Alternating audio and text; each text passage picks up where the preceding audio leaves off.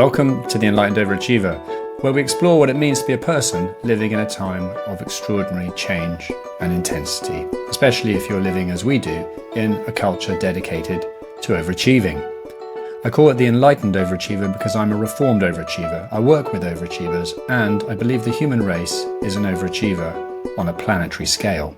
I'm Lawrence Shorter, coach, author, thinker, and guide for people and teams at moments of complexity and change, which I think sums up where we are today. Let's get started.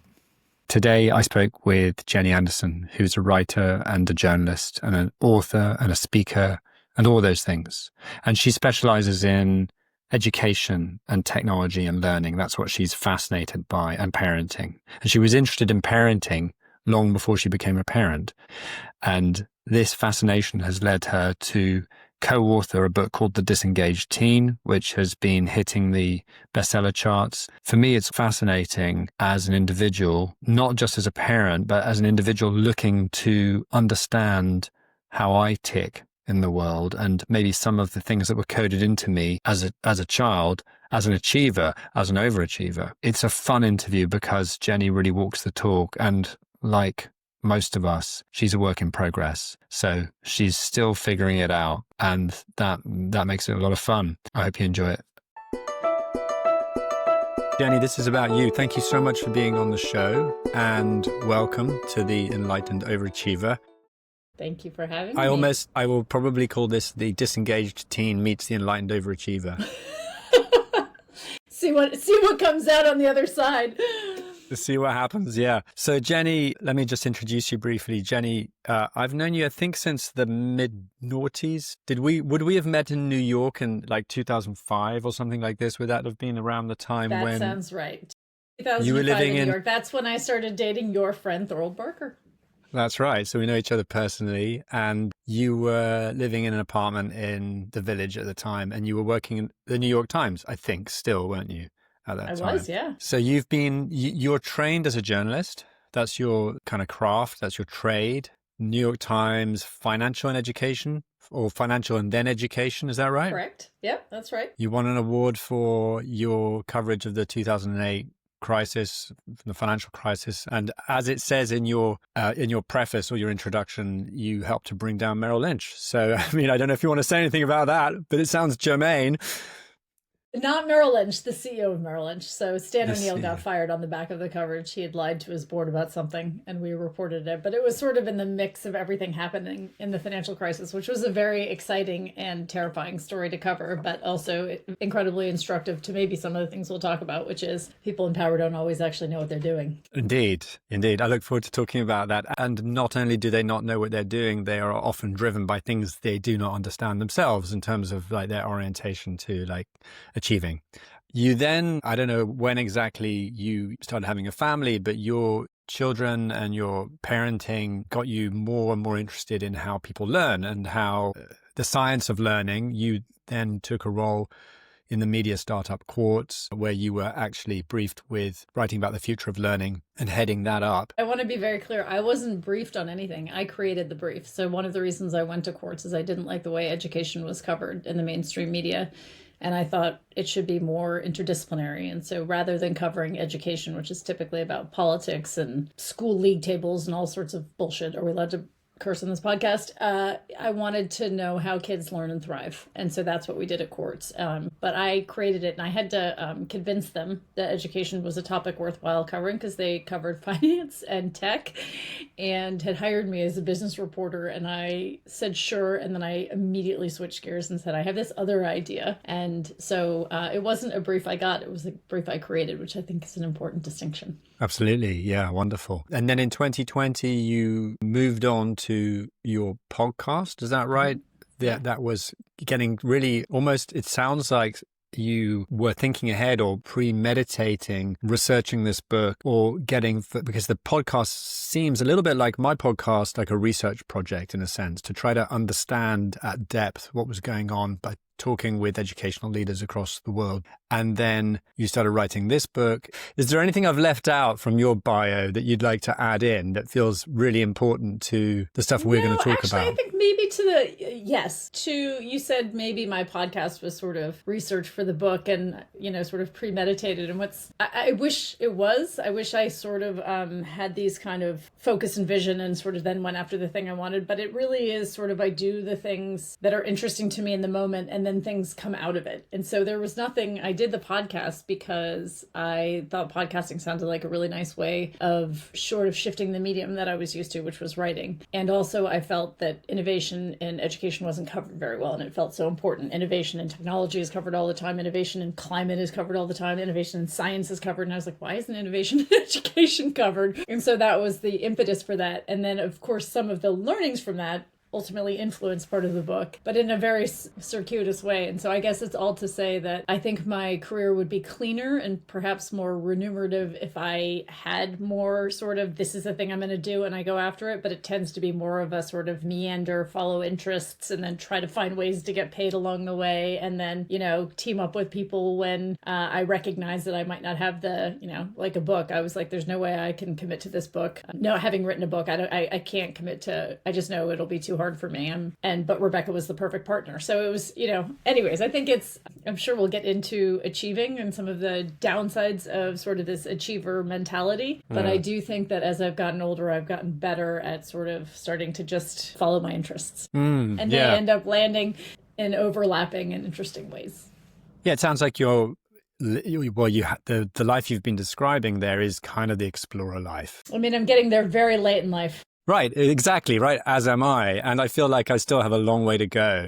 Yes, but I'm going to, in this conversation, let's talk about the book, the basic framework, the idea. At some point in our conversation, I would like to tilt it towards what does this mean for the adult world? What does it mean for the grown-up world? And because that's where I think my interest overlaps quite deeply with your area of expertise. Briefly on the book itself, The Disengaged Teen came out. When did it come out? Earlier this year? It came out in the US in January, and it came out in the UK in March. And it's doing very well from what I can tell from Amazon and from media coverage. It just went to its third printing in the US. That's terrific. And I'm not surprised because this is the title alone, which was, I don't know how long it took you to craft that title, come up with it, or how many things you battered around, long. Right? I mean, honestly, we could spend the entire podcast on the different titles we had. What was your process for agreeing a title? Like 700 meetings. There was no process. I mean, at some point you have, you run out of time, but you have the proposal that we sold was called Super Learners, like success in a new world or something. Mm-hmm. So it was meant to be kind of Trojan horse because it obviously wasn't about like how to get better grades or how to do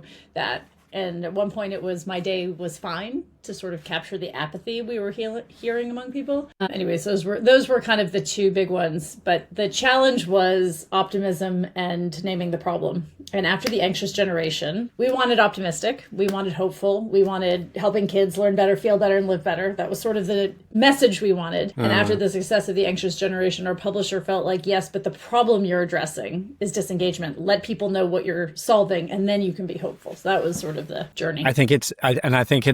Thank you. That's really interesting because every time I look at that title, I think I can imagine you're biting your nails at, is this too negative, right? Is this too much of a downer? But the genius of it is that the moment you see it, you think, damn, that's me, that's my kids, that's my family. And it's like, I want to buy that book, right? So it is, of course, a very good book, but kudos to the title. It says kind of at least the first part of what it does, which is to describe why there is a problem or a pandemic even of disengagement, if you can use that word. And I'll let you talk more about it. But essentially, the book lays out what it sees as being a crisis in engagement in education, primarily in the US, but across the world as well. You had this stunning drop off in this score. I think it was called PISA scores or some kind of general SAT type of general intelligence or competence scores. Problem solving test given to 15-year-olds around the world. And it has been given since 2000. So it's a very useful measures a very specific thing, but it's considered a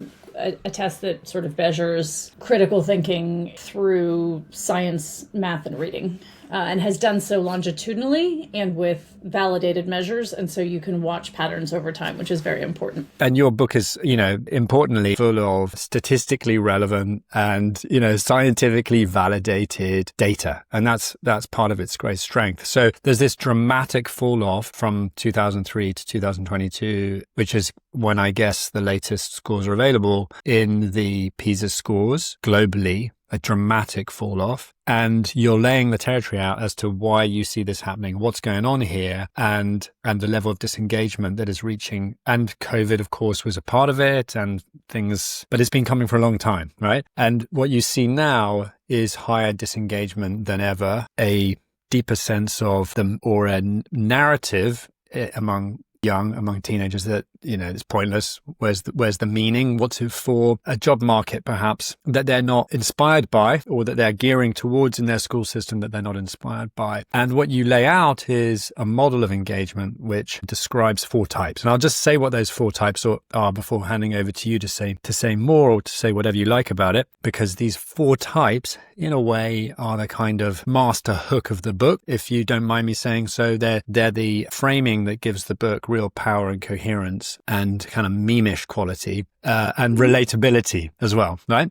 And the 4 types are the passenger, so the kid who is just doing the minimum to kind of get by, but not really giving all of themselves, or really deeply engaged, kind of lagging probably, but not so much that they flunk or fail their grades or have to, get kicked out. That's the passenger. And I think that felt like quite a big chunk of the school population. Then there's the resistor, who's the one who is actively pushing against the direction that they're being encouraged to go in. So I don't want to I'm not going to do my homework. And I suppose resisting can take all sorts of forms, from disrupting the class to just refusing to do what you've been asked to do. And then there is the achiever. And the achiever, of course, is the one that many teachers and parents celebrate or assume is the best, because they're getting stuff done, they get great grades, they work really hard, they do their homework, and they achieve loads, and as a result, they can get into good schools or good universities, good jobs, and so on. But there's actually, and this was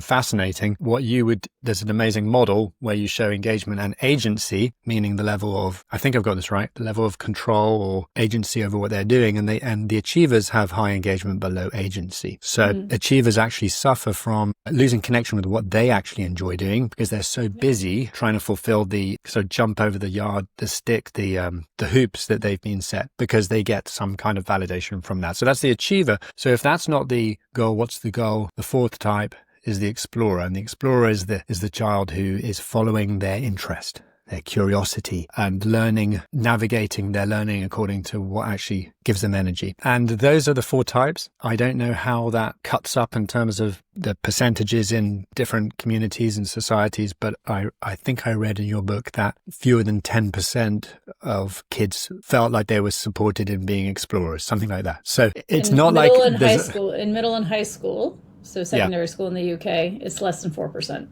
of kids have the opportunity to be in explorer mode, which is an important distinction, because what they're saying is, do you have an opportunity to express your opinion, to choose something that you like to do, to work in a way that you like, maybe with a partner or a different kind of medium?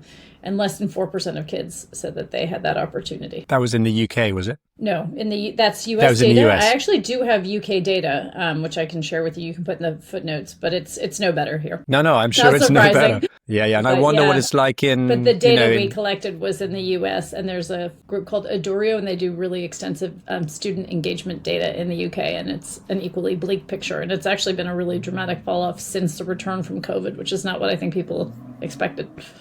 And I imagine it's not dissimilar in the Far East and in Europe and in parts of all over the world, really, where there's a similar culture educationally. But I'd be very interested in your view on regional differences. So anyway, did I get it right in terms of the basic kind of overview of the model? I mean, you did a good job of describing the modes. I guess there's a few things I would say. So the piece of data that you cite is really kind of academics, which is different from engagement. And so the book is really about sort of engagement, which is, in wonky academic terms, a multimodal construct. But all that means is engagement includes how kids think, how they feel, how they behave, and how they initiate. And you're right to show that engagement All of those things work together to kind of make kids try hard. And it's sort of what you do with your motivation. Like you could be motivated to, run a marathon, but if you don't actually go running, you're not going to become a marathon runner. Motivation is sort of the fuel. Engagement is what you do with it. And so it's this, and one of the main points we make in the book is that we have spent a lot of time thinking about what kids do and how they perform, and less about how they feel about what they do. And when they feel engaged with the material, they perform better and they feel better and they're more pro-social. And there's all these positive outcomes. So we can get to sort of that later, but that's engagement. What PISA is showing, and the reason we show that PISA data, is the kids are actually performing worse academically. And there's a lot of theories as to why that is. And, one is social media. They're distracted. Their attention's being fragmented. I think there's probably some validity to that. We would definitely argue the experience of schooling and the design of schooling is also contributing to that. But I guess my point with the PISA data is we've over-indexed on academics and we're still not even doing well at that. Like, that's the thing we should, if we're going to put all of our eggs in one basket and say what we care is that kids are academically prepared for the world, like on that measure, we are also failing. So I think it's like there's people who are wed to the system because they say, it's doing this one thing right. And I would challenge them and say, in fact, it's not. Like, that's not actually the case.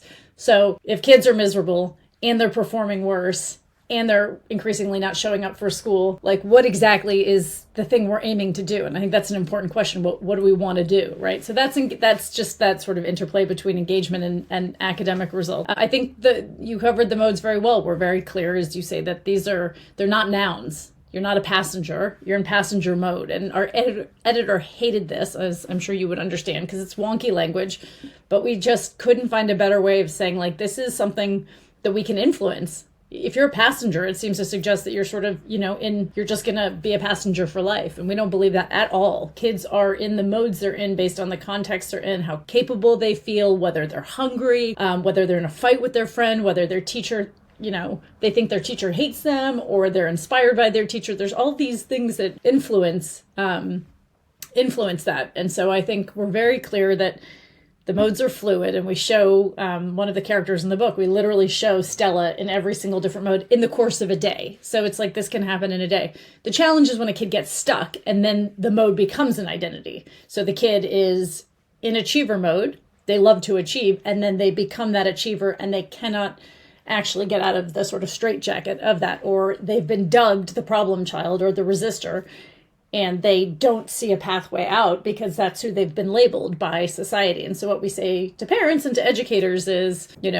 these are fluid modes. When they get stuck, there's different things that those kids are going to need to get unstuck and kind of back in that sort of fluid dynamic space where they can move around. And obviously to get through life, you're going to have to do different things. There's times when you need to be in achiever mode. I have a daughter doing GCSEs, head down, exams, get through it, right? When I see her overstressed and really kind of not taking care of herself, hey, it's like a passenger mode moment, right? You need to take your foot off the accelerator. We need to just let some stuff go by because that's what you're going to need to take care of yourself. Kids resist sometimes, most of the time, for very good reasons. There's something happening, right? And we have to get under the belly of that. So, and yes, we want to, as parents and as educators, find as many opportunities for kids to be in explorer mode. And we can talk about how we do that, because that is where, obviously, in an age of AI, they're going to need to be able to pick the hoops they want to jump through. You can't jump through every hoop, and the machine can do a lot of the hoop jumping. So what is the hoop you want to get through? And what are the tools you're going to need for that? Those are a different set of skills: self-awareness and sort of self-regulation and sort of adaptability and flexibility. Those are a whole different set of skills to develop. You're not born with them. You need to practice them like everything else. And so we need to design opportunities for kids to do those. Can I ask that just on the stuck point, because I think there's something really critical here for kids and for grown-ups. Is there a time in life when that stuckness starts to solidify? Because I remember I was probably a resistor or a passenger. And then at a certain point when I was around 13, I started to get like some like good grades for essays I wrote, and I got some good attention from the teachers for stuff I was turning in. I thought, wow, and I wasn't an A+ student, but I was getting like B's instead of D's, and well, this is interesting. And then I started pouring more of my energy into like getting that nice feedback, and then I started going up steadily up to A+, and it was like, wow, okay, this is a thing now.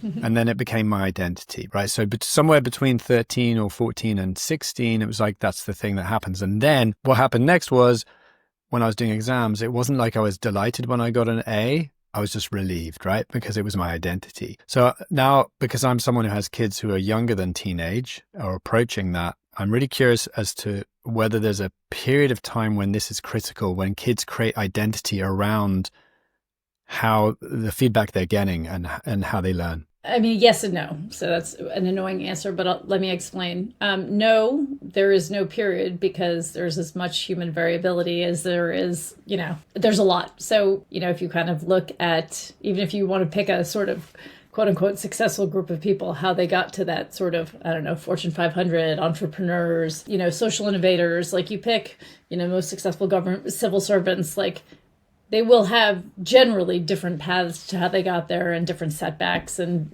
different life opportunities. So I don't think there is a pattern, but there are an increasing number of people studying adolescence as a sort of a period, which is 10 to 25 is how it's developed. Adolescence is defined by developmental psychologists. And there is increasing attention to this idea of sort of early opportunity and early vulnerability, which is sort of 8 to 12.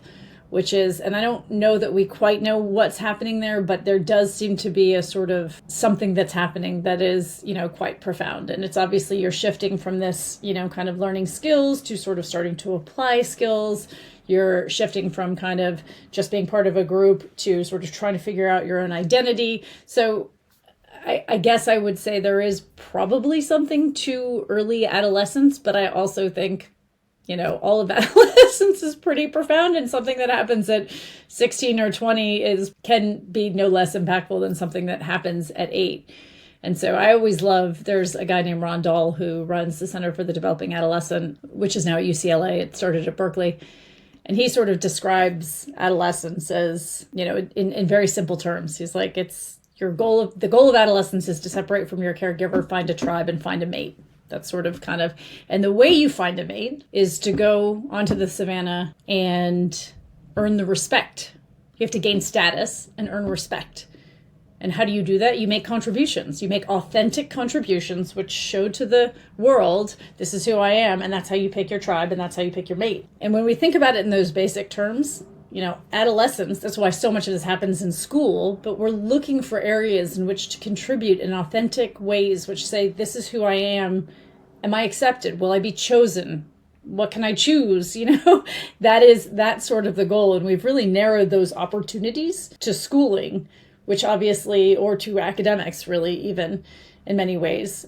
And that just means sports as well, I guess. So you've got your academics and you've got your sports, and it's quite binary. Drama in a sense. or theater, but what we've seen in the national curriculum in the UK is those have all gotten pushed out to make more space for academics. And I don't think that is how development was meant to work. I don't think kids were meant to be on their phones at home alone, isolated. I don't think kids were meant to be, my daughter's taking 26 exams over a month and a half, which is consolidating 3 years of content. I'm not sure and she's doing that with every other kid in the country of the same exact age. It's a ritual, I guess, more than it is a demonstration of, authentic contribution. So, these are some of the challenges we have. Can I take a side step? I don't know how to answer the early adolescence, because it's not I think there is a growing sense that maybe we should really look at early adolescence. But again, I think anyone with kids in mid and later adolescence, you feel like a lot of things matter a lot. First love, first heartbreak, the setbacks can often feel more profound when you're closer to them, quote unquote, having consequence, i.e. you mess something up, maybe you don't get into college, or maybe you don't get your first job. That feels maybe more impactful. This stuff is very emotive, and especially so for parents, right? So it's very emotive for any of us with children, because the stakes are so high, or they seem so high, and the time of influence is so short. The window of influence is so short. It's emotional, it's emotive.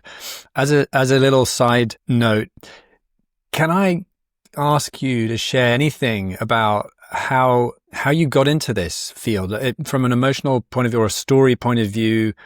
This obviously predated the Disengaged Teen. You were interested in education when your kids weren't teenagers, right? So you share a little bit about that journey would be, I think, interesting. Sure. So I've always been obsessed with sort of parenting books, even before I had parents, which is weird. I used to read, there was a columnist at the New York Times who was really kind of pioneered this idea of sort of parenthood as being a legitimate beat and not sort of cast off as women's work, Anna Quinlan, and then it passed to another woman at the New York Times. And I sort of watched it being elevated, and I was very ensconced in doing finance, and I loved it. I was really happy what I was doing, but I always read this other stuff, which was weird because I didn't have kids.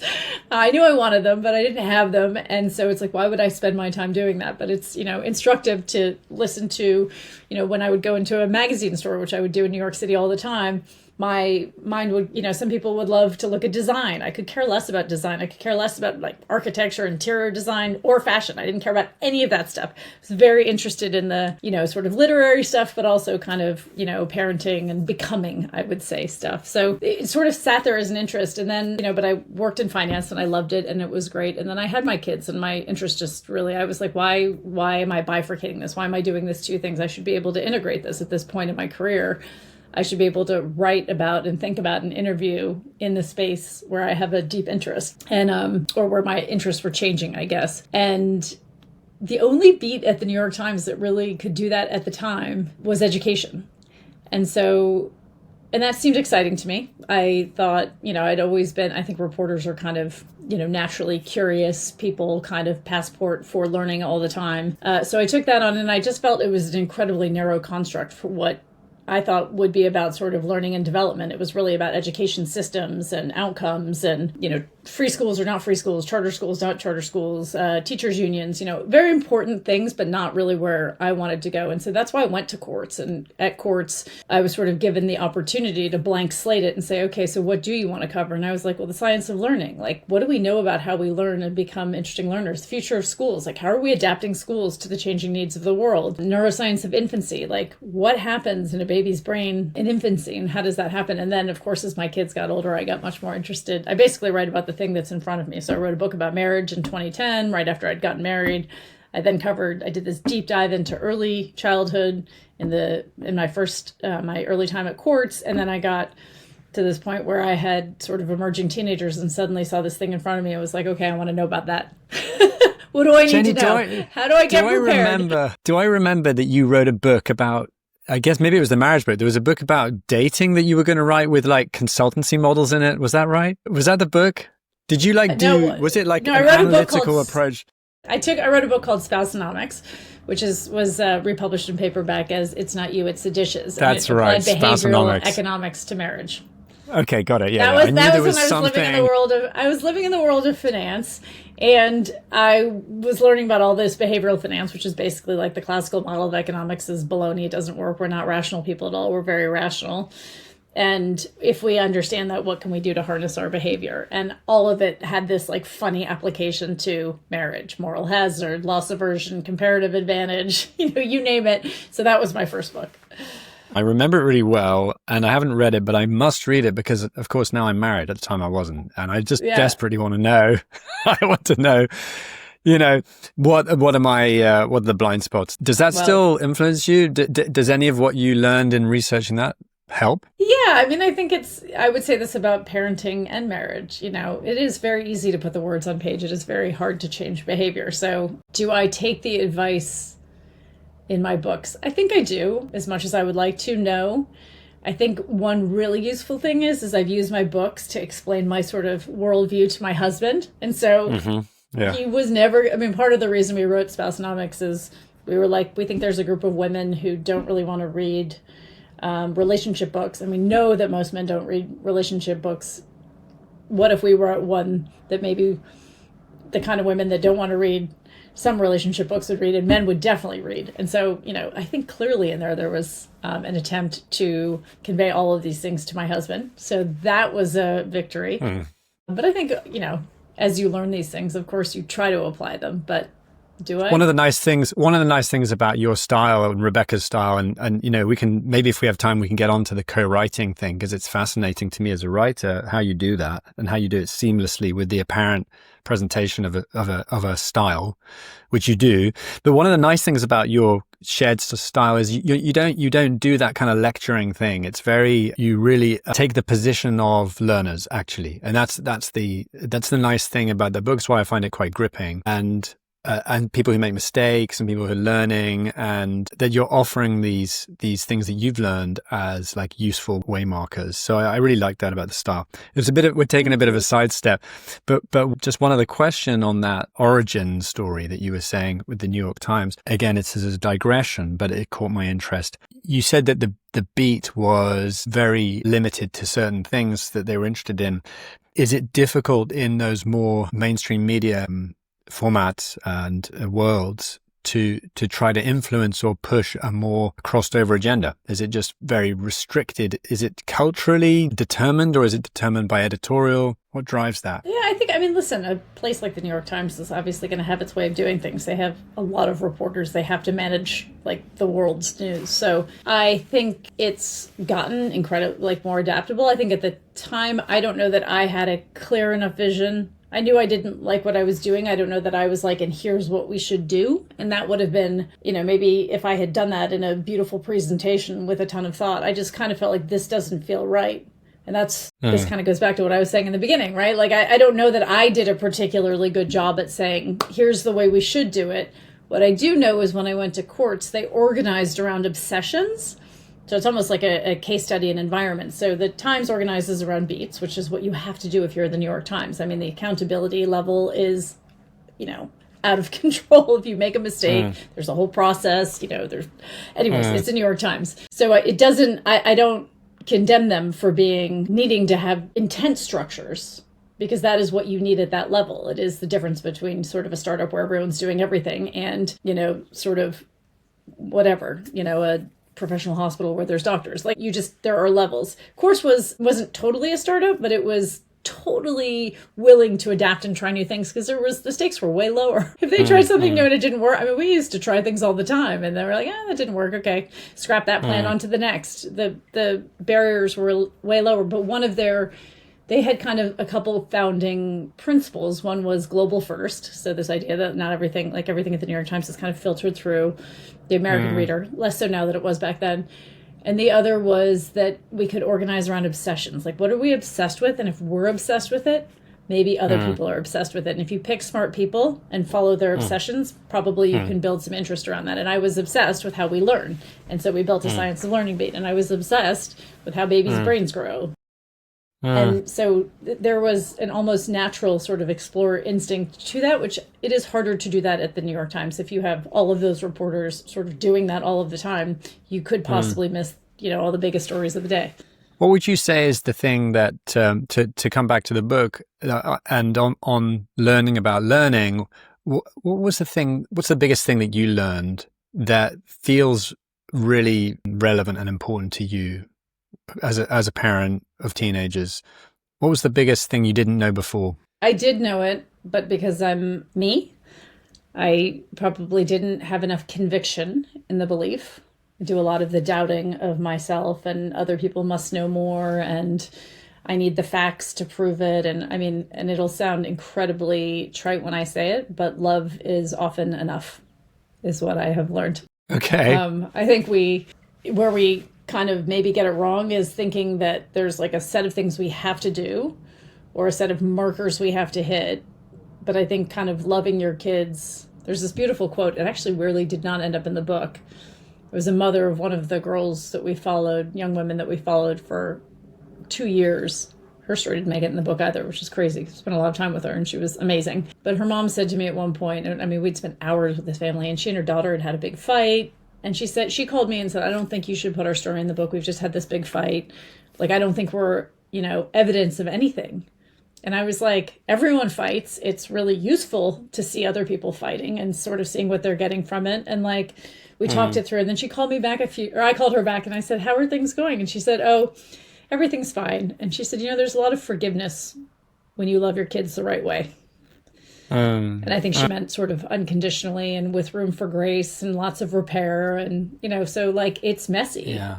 But I think the book provided a lot of evidence that the parents that are kind of in there with their kids, supporting the kid they have and the kid they're trying to become, really made a difference. And it was the parents who had a vision of, I don't want to judge any parents. I think a lot of us, out of fear of the uncertainty above us and a lot of love for our kids, think that there's maybe a path we need to be on or that we have to do or we have to take, and that's going to be the path that's going to provide success. So let's, kind of shoehorn everyone into that path. And I think that's where kids are feeling the like, okay, but I don't, it's requiring a lot of me right now. Parents who could kind of get in touch with that and guide the kid they have. And I think the challenges in this environment, we often unfortunately get to the moment where the kids kind of break a little bit to be able to see that, to see, oh God, this really isn't working, but we feel it way sooner than they break that it's not working. And so it's almost like, to me, the message is like, trust your instincts and, love them. Yeah. And on that note, I love that. And it's a beautiful quote. And thank you. It's not what I was expecting you to say, by the way, at all. But great. And so, for example, already I haven't finished reading the guidance part of the book, meaning all the tips and tricks. I scanned it, right? But I was like, I really want to read this in depth because I can see how much use I'll get from it. But one thing that's already coming up for me is, oh God, how much more time is this going to take from me, right? So immediately with parenting, because it's already a lot, right? It's a lot. It's a lot just getting it wrong, right? Just doing it badly is a lot, right? Because you've got a lot to manage in terms of time and energy and attention and love and, presence. Much better. What is the trade-off in terms of time and attention? Because we are quite engaged parents. Not everyone can afford to be engaged parents. I happen to be self-employed. Other people have jobs. Some of those jobs take them abroad or away from home a huge amount. Both parents working, etc. How, and perhaps you could weave into this some of your, top tips and tricks. I don't know, but for me, there's like, if love is enough, that's a huge relief because it means all the things I think I should be doing to help my kids be explorers as well, like including setting up piano lessons and French lessons and fencing lessons and ski trips and all the things to give them tasters of different things. It's already overwhelming. Yeah. How do I manage that in terms of time? And what have you learned about the amount of time and commitment that's needed from parents to help kids with this?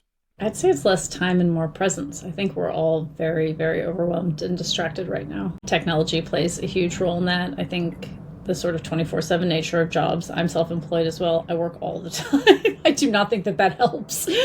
Probably makes it worse in some ways. So I think it's how do you train yourself and find ways to be present for them. And so I think that can really be in short bursts. I mean, we were really religious. And this is, again, I'm not saying that this is the way to go, but I think in some ways it really is as simple as like we spent a lot of time reading to our kids when we were little, selfishly because we love books and I was obsessed with children's books. But I think about how that probably helped to build their love of sort of togetherness and stories. And, I don't think either one of them remembers that many, they'll remember a few. We probably read 2,000 books. They probably remember 10, but it doesn't matter. The process itself was building something, right? I think it's like trusting the process. And so I think, we are extraordinarily busy and I am very stretched thin between a family in the United States that has had a lot of needs over the past 10 years and my family here. So I grapple with this a lot. I don't think it's easy. I wish I was more present more of the time. I wish I was more present when I was present. And I wish I was literally physically in the country more than I am. And I think my kids would tell you unambiguously that they are the most important. They know that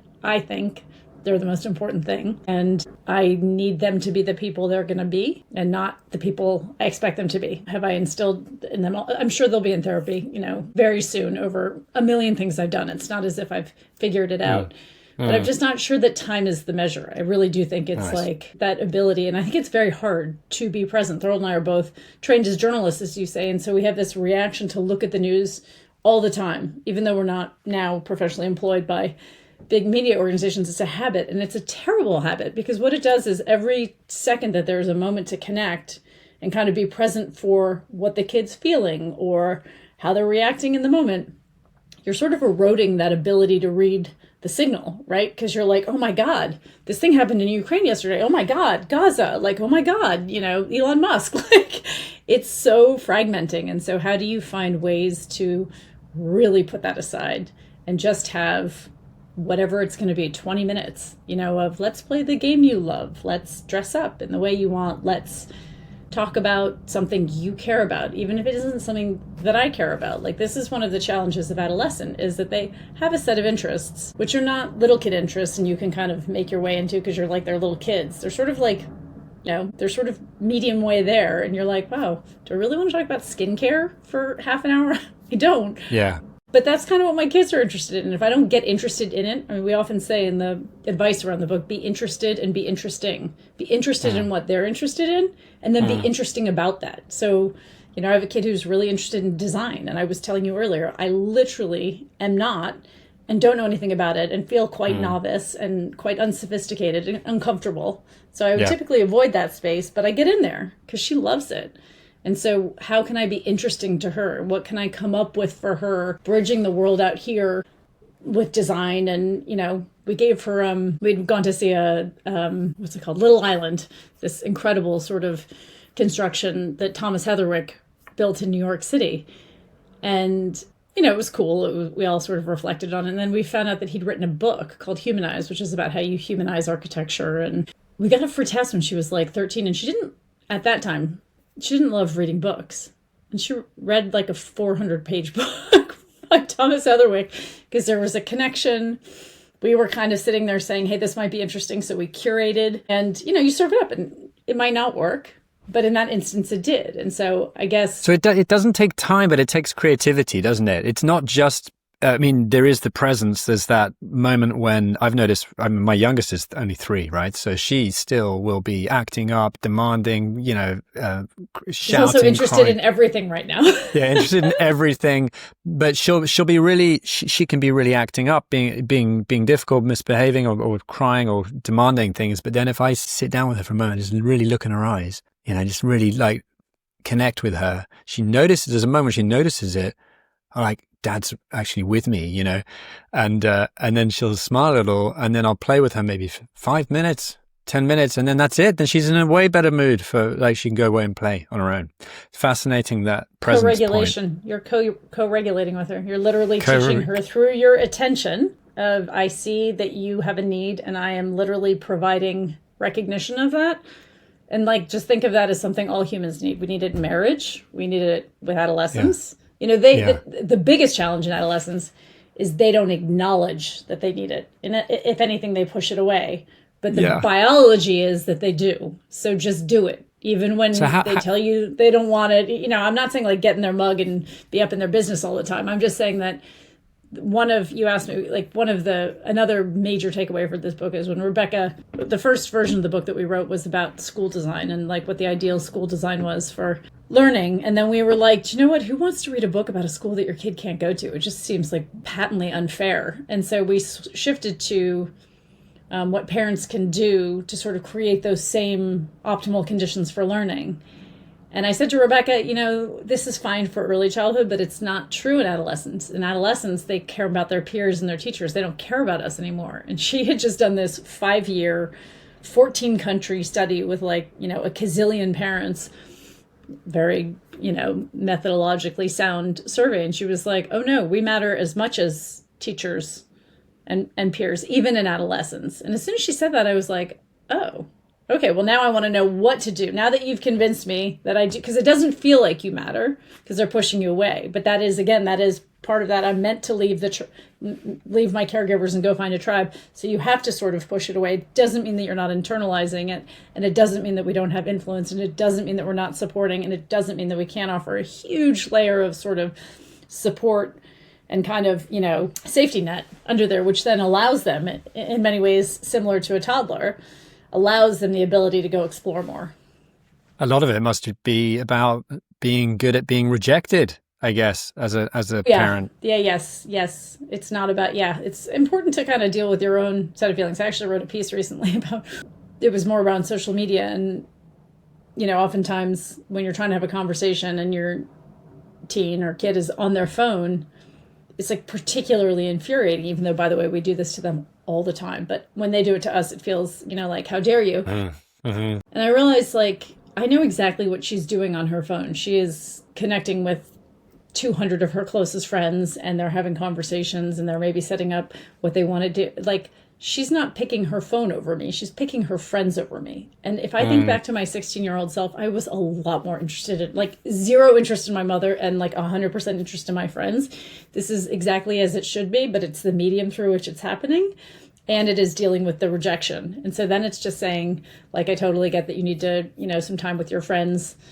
You've just gotten back from school. You want to decompress. You want to chat with them. They don't have their phones all day in school. So they're just reconnecting with each other. But, like, sometime before dinner, I'd love to just, like, have a conversation without the phone present, and it was like, okay, fine. Versus, like, get off your phone. Why do you never listen to me when I'm talking to you? That's the frustration and the lack of self-regulation, which, by the way, I do all the time, versus this is what I need. I need a moment to connect with you. Can we find that? Can you identify that? Can you acknowledge to me that you will give that to me? So I'm aware of just how many things I still want to ask you, Jenny. Okay, let's go. So we can move to rapid fire. Yeah, let's go. Well, first of all, I think it'd be fair to ask if there's anything about the 4 types that you feel it would be a shame for listeners not to get from this conversation before going out and buying the book or researching it further, and the 4 types and anything else, because I would like to move then on to the wider world and the grown-up world and the world of work, which you have tons of experience in as well. So if we just cover off on that point, and then we can move on to the kind of the bigger picture stuff. Sure. So I think why don't I maybe identify the key problem and, very quick solution. Definitely read the book. A lot more in there. But, like, passenger mode, these are the kids who are coasting along. They're often dubbed lazy. This is kind of one of the classic, like, these are the lazy kids. I would say it's typically 2 things. They're outside their zone of proximal development. Whatever they're doing is too easy or too hard. They're overwhelmed, and so they don't want to try and fail, or they're actually literally bored to tears because the content's really easy. So trying to have a conversation around where they are. It's very hard for teachers to figure this out with 30 kids and then kind of meet every single kid's needs in a classroom. This is where the parent can come in really handy, really non-judgmental, very respectful, open conversations. How are you finding this class? What's the trickiest thing about it? If they get a bad test, don't panic, but, like, hey, what did you find challenging about that? And what could we do to get you some help? So I think sort of identifying if they're above or below their ZPD is really helpful for getting kids who are stuck in passenger mode out. And the other is interests and autonomy. And this is, like, very counterintuitive, and parents are deeply uncomfortable with this. But when a kid, it feels very done to, they often just check out. And so how do you kind of give some more freedom to them? So it's literally like, I see that you're not trying. I'm going to give you more space to not try. But oftentimes, what kids in passenger mode need is a little bit more autonomy. Their parents often nag them quite a bit to do the thing that they're not doing, and they respond by not doing it even more, which creates what we call the nagging procrastination cycle from hell. And freeing up to give them some autonomy over how they make choices about how they do their homework, for example, is a really important one. So that's passenger. Resistor mode is just a really tricky one. I think as parents, if you have a kid who is withdrawing, acting out, the problem child, you feel very judged by teachers, by other parents. It really is a case of trying to get to the why. We talk a lot about getting in the trenches with these kids. Like, oftentimes you're at loggerheads with them because they're being really tricky. They're acting in totally unconstructive ways. And it's challenging, but if you can kind of get in the trenches side by side and try to see the world the way they see it, to try to just get to why they're resisting, because there's always a reason. There is a reason something is happening, right? It could be neurodivergence. It could be they're being bullied in school. They could have some mental health problems. There could be other things going on, but there's a root cause. Kids want to learn and grow. Like 100% they want to learn and grow. If they're not, try to get to the why. Achiever mode is the trickiest one, as you identified, because the whole world is telling you you're doing everything right. The thing I would say about achiever mode is you are responding to what is being given to you and not always developing the sense of who you are and what you care about. You stop asking what you care about because it's really exhausting meeting the needs of a system that is insatiable.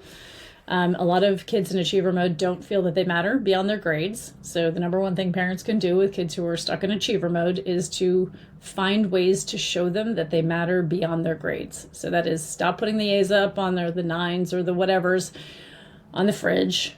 Start talking, recognizing all the ways that they're important to you that have nothing to do with their achievements in sports or grade 8 in piano or anything else. Like, who are they? Are they a wonderful friend? Have they helped a neighbor with something? Are they a good sibling? Are they, my daughters talk to my mother who has dementia a lot on the telephone. It's just like a beautiful thing to see. They have way more patience for her than I do, even though I know she has dementia. I'm always like, you guys are such incredible granddaughters. Like, that to me is just... It's so helpful to me, genuinely. They just take the edge off. So I think achiever mode kids really need to know that they matter beyond their achievements and help them take their foot off the accelerator. So those are kind of the ones for all the modes we don't want to be in. And then I'm sure we can, when we get into the discussion of the broader context, I think explorer mode is just literally figuring out what they care about and then finding ways to sort of scaffold or create opportunities in that space. And that could be like in the design situation, the way I would construct a day in New York City and the way my kids would construct a day in New York City is very different. So how do we meet halfway and do all the things that everyone wants to do, right? Some design and some art and maybe some shopping. I hate shopping. My kids love shopping. So we're going to do some shopping, So it is all of those things. And finally, I guess the last thing I would say is the number one complaint that kids have about school is that it's irrelevant. And it's not. Actually, a lot of what happens in school is, some of it is for sure. Like, I think we're outdated curriculum and obese curriculum and all sorts of things, but there's a lot that's actually very fundamental to the way the world works even today in 2025, and you can be that bridge. And you can use ChatGPT, like, how does photosynthesis tie to the real world? How does electromagnetism, what's an example of that in the real world? Like, how can you bridge those two worlds so they feel that what they're doing in school is really worthwhile and is going to be connected to something on the other side? Okay, so let's talk about the other side then. Thank you for that. Very useful. I mean, there's so much in each of those types and much to dive into in the book. So on the other side, meaning on the other side of education in the adult world, there is an amazing passage in your book, which I was going to read out if there was time, which I won't though, in your introduction, which by the way is one of the best introductions I've read in a nonfiction or, book about education, kids, family. It's just so heartfelt, so gripping. It combines the data with the story. And one of the best bits is when you describe what it's like to imagine being this kid, clocking in at your desk, with your pencil and your piece of paper, and imagine this was your job, right? And then you barely leave the desk all day, or you go up for short breaks, and it just described this kind of monotonous, like Matrix style life where, who would want that job? Who would be inspired by that job? And I thought it was a brilliant piece of writing. But it also made me think about our worlds on the other side. Now, some of us have colorful jobs and careers full of agency and dynamism and collaboration and creativity. And for the most part, most of us don't, right? So most of us perhaps have jobs or careers that look closer to the description actually of your kid at school, right? Even those among my friends traveling at antisocial hours, not really time to explore who they really are, and perhaps not even the tools to know how to do that. And even for someone who's like dedicated their life to navel gazing and like exploring who I am, I still struggle because I was once an achiever, right? I still struggle with knowing how to measure my performance or productivity outside of business clients, fees, or books published, or other markers of external success.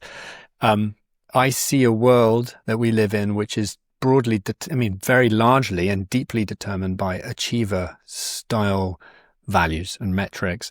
I would be fascinated to hear your take on peers and clients as a coach who are very successful, have made a fortune, have built businesses, etc., often fall into lives of what might seem, if you were inside them, actually quite toilsome and kind of drudgery, right? So like countless meetings and never leaving the desk, no breaks in between calls. How your work might be of use or provide insight into how we grown-ups can start to tilt, nudge, or influence our worlds towards a more exploring kind of existence. Yeah, I guess that's sort of the $64 million question. And I guess my answer would be, I think it is some of both. I don't think I want my kids to achieve. I just want to be very clear here. I'm not going to apologize or say that's not true, because I think achieving something feels good, and it actually is typically motivating to try to achieve more. I think maybe where I got it wrong, and where maybe a lot of people in our generation got it wrong, and maybe sort of writ large right now, is the sort of endless toll of optimization and never enoughism, right? And so that's where I think the self-awareness of the sort of two characteristics of explore mode that we emphasize are sort of self-awareness, right? Who am I? What do I care about? How do I find ways to express that, right? How do I find ways to put that into the world? And how do I have multiple strategies to get it? i.e., how am I resilient or adaptable, right? Like those are two different things. One is knowing what you want to go after, and one is sort of being able to deploy multiple ways to do it. And the challenge of super successful jobs is sometimes there has to be this is a little bit like the conversation we're having about Quartz versus the New York Times. Like if you're the CEO of a company, there's just a lot that needs to get done, and you have to be doing it, and you do need to optimize, and you do need to specialize, and you do need, all of those things are necessary. So I guess there's a sort of obvious cost of success, but I think the reason we wrote the book was we think that the younger you can start developing the sense of asking the question, what do I care about? How am I finding venues for expression for that? I think sometimes in the thrall of achievement, it feels so good to achieve that we kind of don't tend to other parts of ourselves. I know this was true for me. One of the hallmarks of explorer mode versus achiever mode, people always say, achiever mode doesn't sound so bad, as you say, kind of like, isn't that kind of everyone successful in life? If you are busy always trying to figure out the right answer, you don't really spend a lot of time trying to figure out alternative answers, which is sort of the definition of creativity. And so I think there is a cost to creativity, to achiever mode, that explorer mode encourages. And I think some people care about that more than others. Like, I don't know that a lot of people are hankering for a super creative life. Some really are, and they don't feel like they have a chance to exercise it, and they don't quite know how to get there anymore because it's been so long since they've been asking the question, and they're terrified to experiment because the stakes feel much higher when you're older and you're sort of a formed person and you have a place in society and all this stuff. I guess I just want to be very clear that I'm not anti-achievement in any way. I actually think some of my greatest achievements are sort of on paper. The award I won for that story. But to me, what that award was reflective of was caring deeply about truth, caring deeply about accountability, doing a huge amount of hard work to develop sources over years. There are all these pieces to that culminates in reflecting. But it's kind of clear that an explorer can achieve, right? So I think just to really bottom line what you're saying, explorers can achieve. Achievement is part of life. You get dopamine from it, and you get money and status and resources and all those things, and you get to achieve more things and explore more things. So it's obviously great to achieve, and there's a distinction between the kinds of achievements that we get under our belt when we're doing it from an explorer mode and the kind of achievements we do when we're driven by other things, right? So there are things that I and sell a company, but what was it all for? And now I'm climbing a mountain trying to figure out who I am, right? Because did I enjoy it? No, not really. So you get that, and then you get whole constituencies in society who presumably are stuck in resistor or passenger mode have identified with that as well. It's like there's no point, and there's all sorts of typologies out there which verify that view, but we're not trying to solve global capitalism here, but keeping it personal but it touches on it, right? Because the systems that the incentives are a powerful shaper of behavior. Yeah, absolutely. But that's where we give parents permission and adults permission to sort of ask the question: what is the thing I care about? What is the thing I want to accomplish? So what is it? What is the thing I care about? What is it I want to accomplish? And presumably, Jenny, you described yourself earlier as someone who's come very late to this shift. Doesn't sound like it, to be honest, but it sounds like you've been doing it for a good long while. But how often are you asking yourself those questions? Do you do that all the time? Is it something you periodically do? What's your practice? Yeah. Oh God, I wish I had a practice. I'm not a person that has practices, and I should be, because that makes it sound quite systematic. I would say I've struggled with it a lot, because I think one of the problems with achievement is there are a lot of good things that come with it, and so when you don't have it, you want it back, right? It's just wanting that thing that you don't have. I think what I've gotten much better at is trying to broaden the categories of things I'm trying to be successful in. So I think I'll just give a concrete example. I went from 5 days a week to 4 days a week when I had my second kid. I was still at the New York Times because I literally couldn't balance everything. And then I kind of got frustrated with both how I was perceived as a sort of 4-day-a-week employee, much more intense in the US than it is in the UK. And the sort of, I wasn't producing as much, but I wasn't making a category for, and I'm way more present for my kids, by being around 1 more day a week. And by, on that day off, I always exercised, and that just made me a better and kinder person. And, it's almost like just put in the tally of how many articles have I written or how many awards have I won. There's also this, how much time did I make for the people I love, right? Yeah. That's pretty, it is the number one predictor of what makes for a meaningful and happy life. And we don't even account for it. So I have gotten much better at saying all of these big, messy transitions, careers, countries, a lot of things have come at a cost to the easy to measure thing, which is, my sort of career on paper. And also with huge benefits for things that are very hard to measure. My sustained connection with my U.S. life, my sustained connection with my family in America, my presence for my children, the incredible community of people I build, which takes time and energy, right? It is a bit zero-sum that way, right? Every hour I spend at work is probably less time I'm going to be spending trying to develop friendships. That's not, it's not completely zero-sum, but there's an element. So I think it is genuinely, and that is where I'm much better. I've gotten better at self-compassion. And I've gotten better at accounting for the things that are hard to measure. I haven't gotten better at comparison. I'd say that's my real weak spot, because I had a very, very successful peer group in the New York Times. And it is almost instinct for me to look up and say, but look what they're doing. And it's right, but you're still not accounting for that other stuff, right? And the stuff that's just me and my life.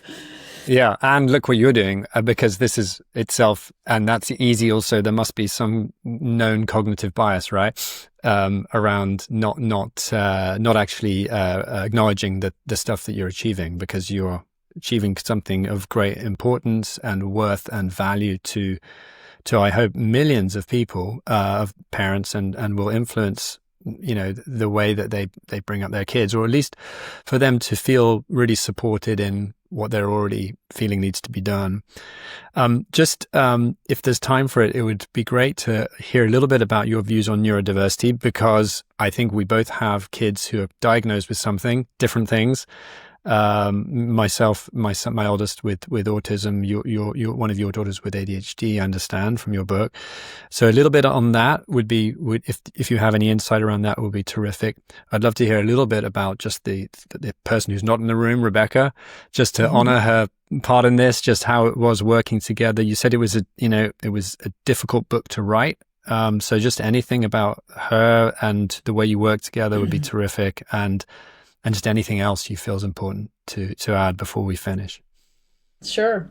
I think the neurodivergence one, we're living in a sort of golden age of recognition that there are differences around learning, that literally most kids learn quite differently. But we haven't shifted systems to meet that at all. And I think that's the huge disconnect. I think it is, anyone with more than one child can look and be like, oh, wow, I have one who loves to study for sort of 8 hours straight, and one who after an hour is going to be like, gotta be kidding me. In no way do I think one of those is better than the other. But the system is going to reward one of those kids way better than the other. And that kid is going to internalize that they're sort of good in a way that the other one might not. And so I very fundamentally see that we need way better sort of signals around creating, in an education system, it could be sort of send and all that kind of stuff. But I actually think in our homes, it can be really tricky to take your own kind of metrics of success just off the table and say, what is that measurement accomplishing for the child I have, right? Because if it's perpetually making them feel worse. We found this so much. There's, I'll use the example actually of Rebecca's son in this case. He had really internalized a story that he was stupid. And this kid is off the charts creative. creative and interesting and dynamic. And he, I think, felt that when he was younger, and then the system kept giving him signals that he couldn't read as fast as his peers. He really, they needed him sort of processing things quickly, and he couldn't do that. So he kind of got all these signals. And so Rebecca did two things. One, the signal she was sending at home was sort of valuing all the brilliance and creativity and neurodivergence. And the other was finding an environment for him in which he could thrive. And she really did. She found a project-based learning school. He's really thriving in this environment where he gets to exercise that creativity, and that creativity is recognized and rewarded. And so it's very uncomfortable to have to go through the process of finding those environments, but they typically do exist, and it's worth finding them because it just sets up for a lot more success. Nice. I mean, so I would say just in terms of the modes, we definitely found neurodivergence in all of them. Mm-hmm. Passenger mode and resistor mode were where we saw a lot of sort of like the identity a kid had formed around who they were as a learner was very much formed by not having their learning needs met. So I would say, just on a practical bit of advice, I really understand why parents don't want to label or diagnose their kids too early. But I also think if that results in kids who need supports getting more supports, it's really constructive for their learning and for their development. So I do understand why parents are reluctant, and I do think we also live in an age of overdiagnosis and kind of pathologizing every single thing. But if you're not sure, find someone with multiple kids and ask a few questions about the behaviors you're seeing. Like, I think don't go to the internet. The internet not often your friend. Go to the auntie, whoever your community auntie is, and ask questions. Once you've had one or two kids, you'll start to, you might have more of a sense. But I just think that the ability to recognize strengths and vulnerabilities, I think, is really the key. And if there's a vulnerability, how do we build around that? How do we build a web of support around that? That could be tutors, that could be community members, it could be learning resources at schools. But I think I wish it were more available than it is, but it can be. And we'll probably look back on these. Thank you. That's very helpful for anyone who is going through that and also wondering why their kid is stuck in a certain mode. And I have a kind of sneaking suspicion we'll look back in 10 years and think, dang, now they've really caught up, but our kids have grown up now, so oh well. But well, I do like the concept of the myth of normal. Like, I think the school is very designed for a particular kind of learner. Yeah. With, a particular set of strengths, and we've just really come to over-index those as the ones you need. And honestly, you look in the creative world, and you look at the number of kids who really didn't succeed in school and didn't succeed in the real world. Like, there are so many. We talk about multiple pathways. I think the more you can convey to a child that there are multiple pathways to success. Of course, you want them to achieve in school, but if they don't there, but they do somewhere else, like, hallelujah, like that could be a pathway to something. So, thank you. Maybe a minute on Rebecca and your co-writing and how that was for you. It'd be great to hear about her. And then I've got one final question to finish us off with. So Rebecca is a brilliant academic researcher, policy guru. She is a really wonderful partner. We could not be any more different. So it was definitely a rocky process to figure out how to work together. I'd say it took about a year. But once we did, it worked to our benefit that we are so different and we have such different strengths, because we could sort of lean into those. But I think in the beginning, you're still figuring out that process. Her ability to kind of really take both a sort of policy and research lens to things is powerful, because I think journalists often live in the kind of the data they can get or find, and some maybe cursory data analysis and anecdote and story, and you're sort of putting it together and you do the best you can with the time you have, and then you move on, right? And just methodological research is just a completely different beast for that. How you constructed the questions you ask, the things you're trying to figure out, the sort of back ending of it all. So I learned a lot from her and in working with her. And we almost killed each other a few times, but I think that's probably pretty normal in any creative process. That's for another conversation. Yeah, exactly. And what's next for you, Jenny? What do you think in your explorer mode is next? I mean, I can imagine all sorts of, next books off the back of this, like the disengaged adult or the, I don't know what, there's all sorts of things, right? The disengaged preteen. But what's your explorer saying to you?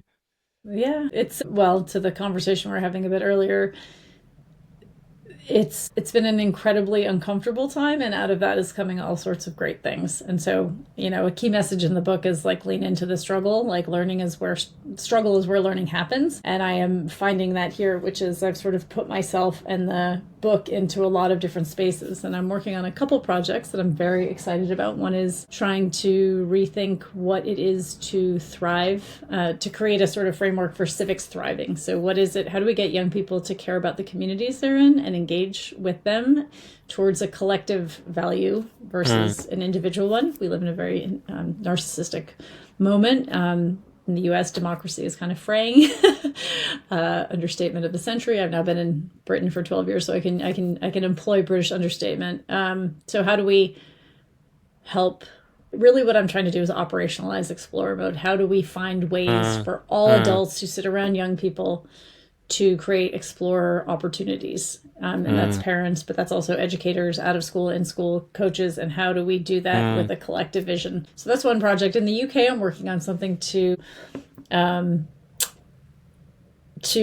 create a journalism credential that would allow young people to be making media in sort of meaningful ways that both helps with media literacy and AI literacy, but also helps fill some of the local news deserts we have in the country, and helps kids engage. So both of those projects start with the fundamental premise that teenagers are actually wonderfully brilliant, engaged creatures, and we're not doing enough to help them and create the opportunities. And what are some of those opportunities we can do? The one in the UK is a little bit more focused on a set of skills, which is sort of navigating the information landscape and AI and all of that. And filling local news deserts. And the U.S. one is very much around kind of this moment in time in U.S. history and sort of how we teach civics. But both of them really start with the fundamental belief that teens are genuinely engaged, wonderful, creative, dynamic creatures, that if we give them good, conducive environments, they will lean into them. Good luck, Jenny. While also balancing with your friendship network, your family, and all the other things you need to do. So thank you very much for being with us today. It's been really fascinating, and I will follow your next projects with great interest. The Disengaged Teen can be found, I guess, in every good bookshop. Anything you want to do to plug it, or Amazon website? UK, but please go to your local bookstore if you can. Everyone has it or can get it. It is available in the UK, and it's also been sold in about 20 countries. So terrific. Find in other places as well. Jenny, thank you very much. Thank you for having me. It's great to talk to you, Lawrence.